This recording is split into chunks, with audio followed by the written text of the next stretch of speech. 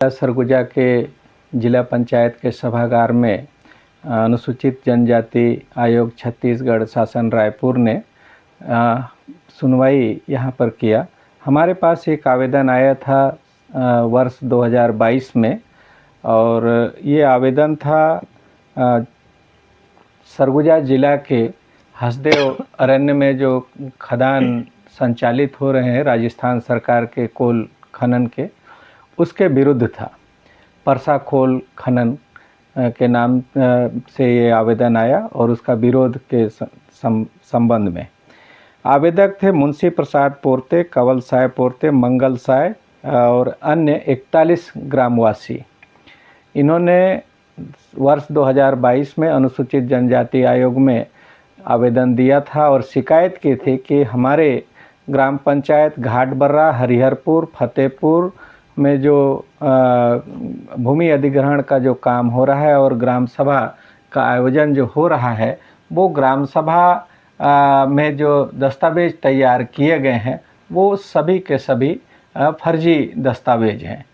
मैंने उनसे पूछा कि कैसे फर्जी हैं, तो उनका आवेदन में उन्होंने स्पष्ट लिखा है कि जो ग्राम सभा आयोजित की गई थी उस ग्राम सभा में जिला पंचायत ने जो हमको ग्राम सभा आयोजन करने के लिए एक एजेंडा भेजा था जिसकी संख्या 1 से 21 तक था, जो ग्रामवासियों के दैनिक जीवन से जुड़े हुए, ग्राम पंचायत से जुड़े हुए जाति प्रमाण पत्र, वन अधिकार पत्र, तमाम तरह के जो उनके जीवन से जुड़ी हुई जो बातें हैं उनका वो रूटीन ग्राम सभा था। और उस रूटीन ग्राम सभा में ग्राम सभा को आयोजन करने की जब बात आई तो हरिहरपुर ग्राम पंचायत का जो ग्राम सभा था उसमें कोरम की आपूर्ति नहीं हो पाई। कुल 132-33 लोग वहाँ पर उपस्थित हुए थे और उसको कैंसिल करने के लिए, स्थगित करने की बात हुई और गांव वालों ने उस पर किसी भी प्रकार का चर्चा भी नहीं किया था।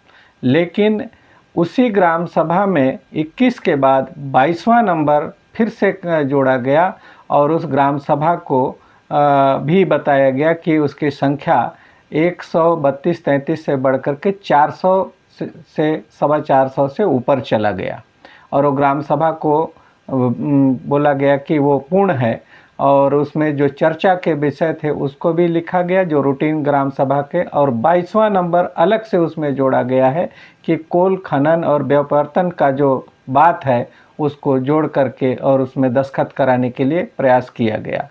संबंधित ग्राम सभा का जो अध्यक्ष है उसने उसमें दस्तखत करने से इनकार कर दिया, उसके हस्ताक्षर भी नहीं है।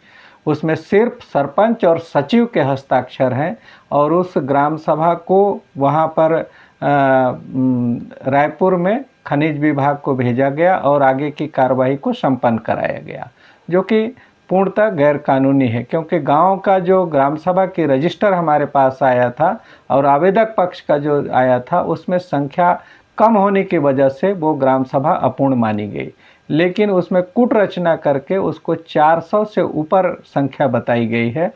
और कल जब मैंने पूछताछ यहाँ पर किया, क्योंकि हम बार बार यहाँ पर चिट्ठी लिख रहे थे, स्थगन भी अनुसूचित जनजाति आयोग ने जारी किया था, ये मई के महीने की बात है, मई जून में, कि जब तक इसकी सुनवाई नहीं हो जाती है, इन दस्तावेज़ों का परीक्षण नहीं हो जाता है, तब तक इसमें किसी भी प्रकार का काम और एक्सटेंशन का काम नहीं होना चाहिए।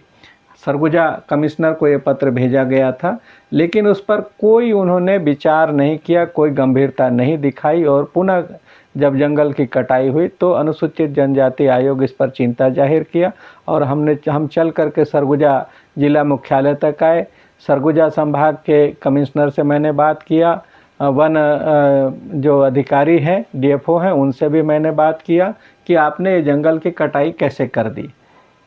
उन्होंने स्पष्ट कोई भी जवाब, संतोषजनक जवाब अनुसूचित जनजाति आयोग को नहीं दिया। एक तो ये ग्राम सभा की बात है। दूसरे ग्राम सभा में जो हुआ है वो साली में जो ग्राम सभा हुई उसका जो सचिव था उसका कहना है, उसने अपने कथन दर्ज कराए हैं कि ग्राम सभा का जब सूचना प्रसारित हुआ, मैंने मुनादी करवाई ग्राम पंचायत में और ग्राम पंचायत में ग्राम सभा के मुनादी करने के बाद मुझे बंधक बना लिया गया और बंधक बना करके ब्लॉक मुख्यालय में मुझको रखा गया था 15 दिन तक। और जिन अधिकारियों के नाम और उसके पहरेदारी में जो पटवारी लगाए गए थे उनकी भी उसने पहचान बताई है। और किसी भी ट्राइबल व्यक्ति को बंधक बना करके लिखा पढ़ी कराना ये तो एक अपने स्तर पे ही गैर कानूनी है। दूसरी चीज़ है कि उससे गलत जो दस्तावेज बनाए गए हैं, कूट रचना जो हुई है, ये उससे भी गंभीर बात है, जिसके आधार पर कोल खनन के लिए प्रक्रिया जारी है। कोल खनन की जो भूमि का आवंटन हो रहा है वो भी गैर कानूनी है। आवेदक पक्ष ने जो दस्तावेज जमा किए हैं, महामहिम राज्यपाल महोदय का पत्र भी उन्होंने अपने आवेदन पत्र में सबमिट किया है।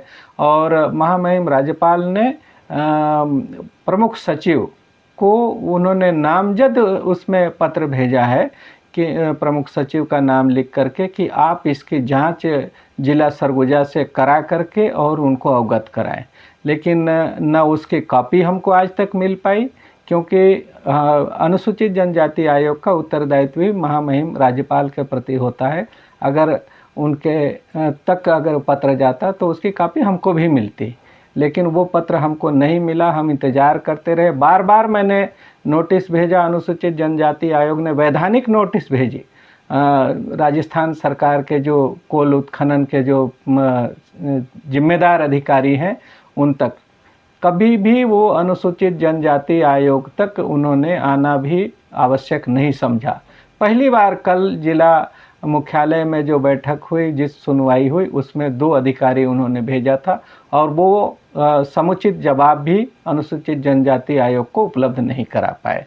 मैंने बार बार उनसे बोला, कथन दर्ज कराने के लिए बोला, उस पर भी उन्होंने आनाकानी किया। बहुत समझाने के बाद जा कर के तब वो अपनी उपस्थिति भर वो बता पाए और टाइम मांगा कि हमको कुछ समय दिया जाए, हम दस्तावेज उपलब्ध कराएंगे। क्योंकि अनुसूचित जनजाति आयोग ने उनसे बोला कि आपको अगर कोल खनन के लिए जो भूमि आवंटित की गई है उसके वैधानिक दस्तावेज चाहिए। वो किसी भी प्रकार का दस्तावेज उपलब्ध नहीं करा पाए।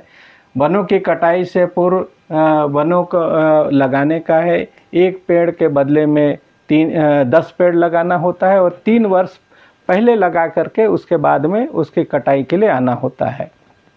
और उसकी जो कटाई का जो अनुमति है वो भारत सरकार, छत्तीसगढ़ सरकार के वन मंत्रालय से और पर्यावरण मंत्रालय की अनुमति होना आवश्यक है।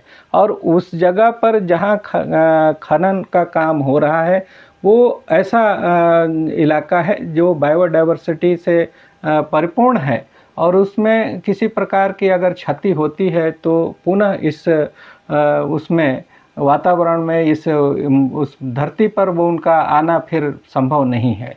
कई प्रजातियां, कई जीव जंतु विलुप्त हो जाएंगे, कई चीज़ें ख़त्म हो जाएंगी, आने वाली पीढ़ी को कभी पता भी नहीं चलेगा कि यहाँ क्या था। ऐसे लिए इस वजह से उस जगह पर खनन तो हो ही नहीं सकता। फिर दूसरी बात यह है कि ये 5वीं अनुसूची का इलाका है। इस 5वीं अनुसूची के इलाके में पेशा कानून छत्तीसगढ़ में लागू है।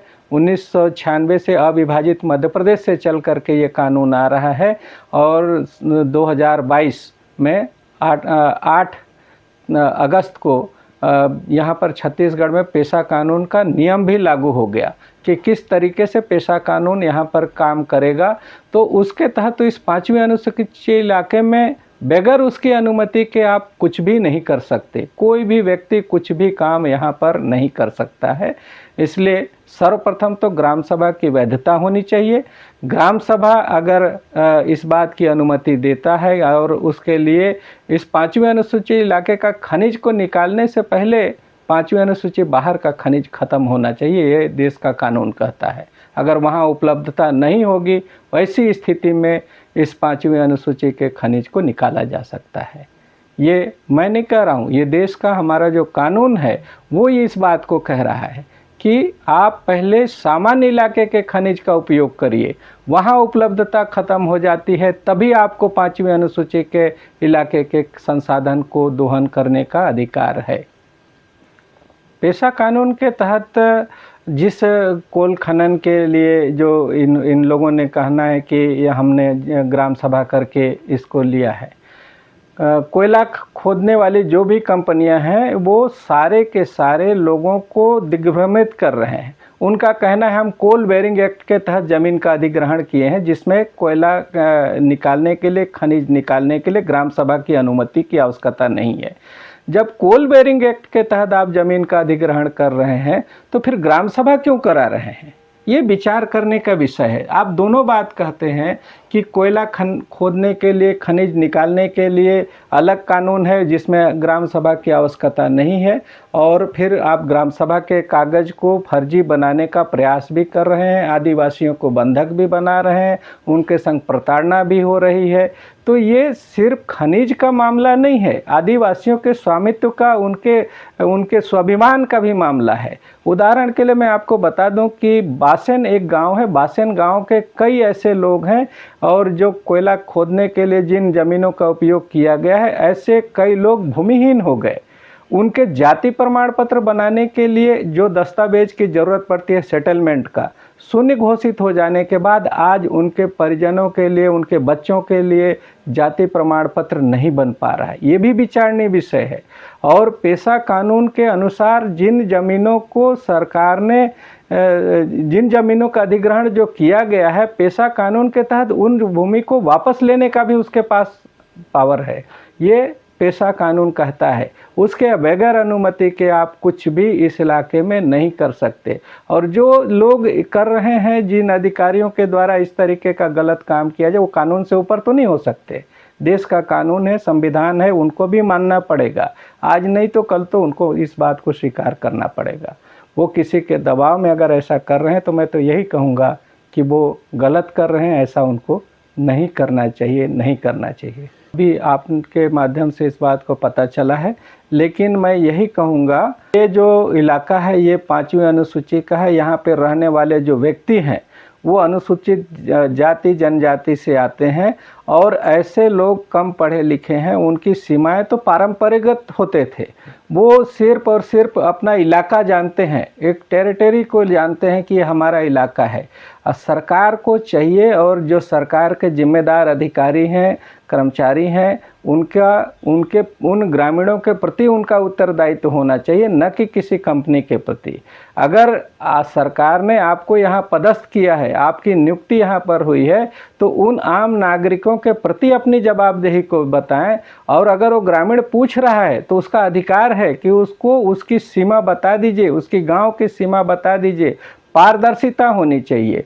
सरकार ने जो चीज़ किया है उस बात को आप लिख करके बता दो, बोर्ड लगा दो, सारी चीज़ें कर दो। इसमें करने में क्या दिक्कत है? आप बड़े बड़े विज्ञापन लगा रहे हैं, बड़े एयरपोर्ट में, हवाई अड्डा में और रेलवे स्टेशन में। अरे छोटा सा बोर्ड उनके लिए भी लगा दीजिए, उनको भी बता दीजिए कि ये केते का एक्सटेंशन है, परसा का एक्सटेंशन है, या कोल खनन के लिए ये इलाका है। आपको लगाने में दिक्कत क्या है? आपको इसीलिए यहाँ पर नियुक्ति मिला है कि आप उनकी जवाबदेही को नियम पूर्वक उसका पालन करें और उनको अवगत कराएं, न कि किसी कंपनी के प्रति आपकी जवाबदेही होनी चाहिए। मैं तो यही कहूँगा।